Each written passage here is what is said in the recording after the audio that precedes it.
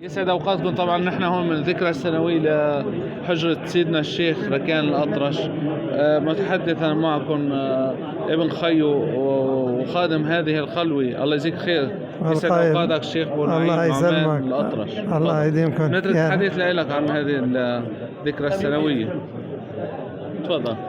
أول شيء بنقول أهلا وسهلا بالجميع، والكل أفضل علينا، وزيارة مقبولة للكل. والشيخ ركان يعني كان زارع المحبة وزارع بين هالإخوان كلهم، وهذا وجودهم دليل على هالشيء.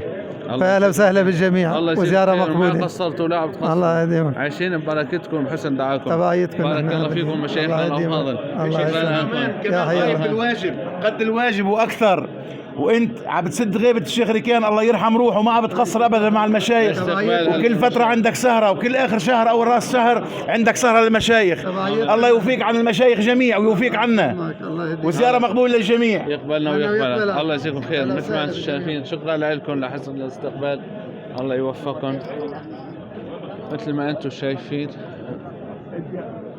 حضور مميز في الذكرى السنوية لوفاة سيدنا الشيخ ركان الأطرش.